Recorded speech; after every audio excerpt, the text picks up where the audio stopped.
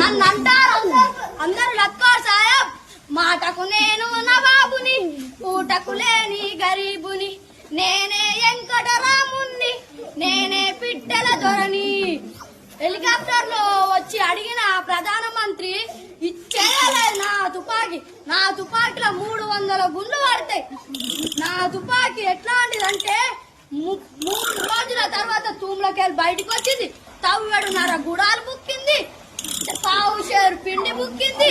నా తుపాకీకి లైసెన్స్ లేదు, నీ తుపాకీకి లైసెన్స్ ఉంది అని ఎస్ఐ అంటే ఎస్ఐ నాకు సన్మానం చేశాడు. అప్పుడు వచ్చిన చుట్టాలకు చింతాకంత ఇస్తరాకేసిన, తవ్వెడున్నర గుడాలు పోసిన.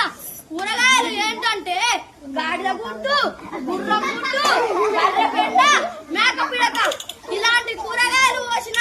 ఈడ పెడితే సిద్దిపేట దాకా మంది వచ్చిర్రు. అలాగే తీయగా పుల్లగా పచ్చగా చింతపండు తిన్నట్టు తిన్నారు. తూము కింద మంట పెడితే అది ఊకనే ఆరిపోయింది.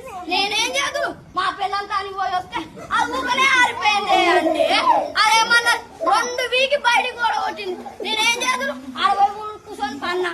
అప్పుడు నాకు ఇంత అన్నం తెచ్చాడ వాడేసింది. తిన్నా పన్నా మళ్ళా లేచిన పిట్టల వాడతాం పోతే నక్క నా మీద కూరుకొచ్చి గబుక్కున దూకే. నేనేం చేదు అనేసి అప్పుడు అంటవన్నా. ఇప్పుడే పులి వచ్చింది. పులి నా మీదకి ఏడాడదామంటే జింకలు నూకేసిన.